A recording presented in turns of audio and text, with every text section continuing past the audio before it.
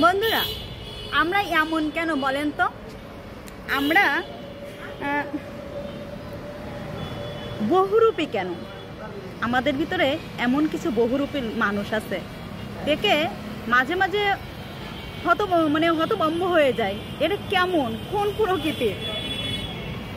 আসলে আমি একটু বাইরে আছি তো, এজন্য খুব আওয়াজ হচ্ছে। রাস্তার সাইডে এই দেখেন, খুব আওয়াজ হচ্ছে।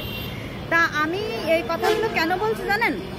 যে আমাদের ভিতরে কিছু লোক আছে, এরা মনে করেন কি এক এক সময় এক এক কথা বলে। সাপোজ মনে করেন আপনার সাইডে আমাদের ভিতরে কিছু বন্ধু বান্ধব থাকে, একটা বন্ধু যদি গ্যাপ থাকে, তা মনে করেন সেই বন্ধু নিয়ে অনেক আলোচনা হয়, অনেক সমালোচনা হয়। সে কেমন, তার চরিত্র কেমন, তার আচার আচরণ কেমন, হ্যাঁ, এইগুলো নিয়ে আলোচনা হয়। আবার সে যখন ওইখানে উপস্থিত হয়, তাকে আবার ভালো ভালো বলতে থাকে, তার সুনাম গাইতে থাকে। তা আমরা এমন কেন, ক্ষণে ক্ষণে চেঞ্জ হই কেন? এই কথাটা বলার কারণটা কি, আমি কালকে একটা জিনিস লক্ষ্য করেছি। সেটা হচ্ছে কিছু মেয়ে আর একটা মেয়ের নামে বদনাম করলো, তার নামে অনেক খারাপ খারাপ কথা বললো। মানে সে তার ধুয়ে ছেড়ে দিল। মনে করেন আমার সামনেই বলছে, আমার সামনে আরও কয়েকটা মেয়ের সামনে বলছে। 3-4 জনে মিলেই সমালোচনা করছে তাকে নিয়ে, তার সম্পর্কে।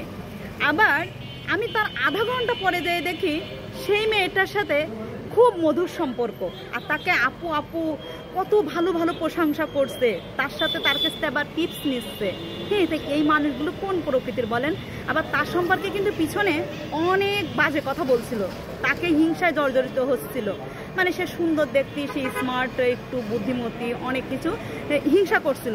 আবার পরক্ষণে তার কাছ থেকে টিপস নিচ্ছে, আবার তাকে ধন্যবাদ দিচ্ছে, আবার তার প্রশংসা করছে। তাহলে বলেন এই মানুষগুলো কোন প্রকৃতির? এদের স্বভাব চরিত্র কেমন? এরা ক্ষণে ক্ষণে পরিবর্তন হয়।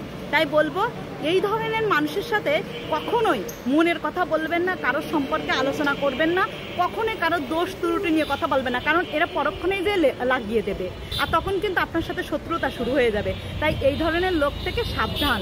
কারণ এরা কিন্তু এ মুখও খায়, ও মুখও খায়। ওরা কিন্তু মানে স্থির না, ওরা সব জায়গায় লাগাই দিতে পারলে বাঁচে। মানে ওরা সব জায়গায় গিবত করাকরি করবে, কিন্তু ঠিকই আবার ভালো সাজবে। মানে এই মুখোশধারী লোকদের থেকে সাবধান থাকবেন আপনারা। আমার এই কথাটা বললাম এই কারণে, কারণ আমি কালকে দেখেছি।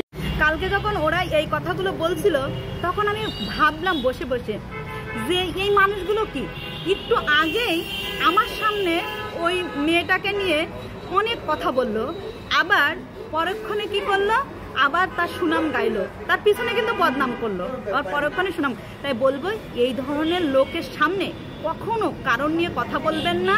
আর কথা বললেই মনে করেন তারাই সব বলবে, আপনি যদি নাও বলেন তা মনে করেন আপনার দোষটাই হবে। তাই এই ধরনের লোক থেকে সাবধান, খুবই সাবধান।